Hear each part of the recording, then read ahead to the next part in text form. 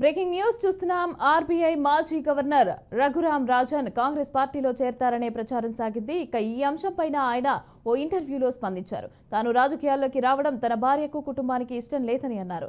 రాజకీయాల్లోకి రావడానికి బదులు తనతో తోచిన దగ్గర సహాయం చేయాలని అనుకుంటున్నట్లుగా చెప్పారు. ఇక ప్రభుత్వంలో ఉన్నా లేకపోయినా వారి విధానాలు దారి తప్పితే తాను ఖచ్చితంగా మాట్లాడుతానని వెల్లడించారు. ఇక రాజకీయాల్లో ఉండాలన్నా జనాల మధ్య ఉండాలన్నా తన వల్ల కాదని స్పష్టం చేశారు.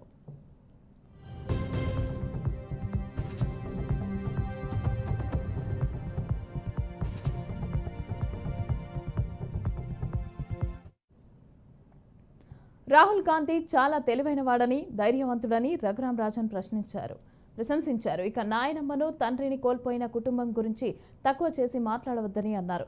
అందరూ చూస్తున్న దానికంటే రాహుల్ భిన్నమైన వ్యక్తి అని పేర్కొన్నారు. చాలా అంశాలపైన ఆయనకు స్పష్టత ఉందని, ఆయా అంశాలపైన ఏకీభవించకుంటే వాటిపై చర్చ జరపాలని సూచించారు.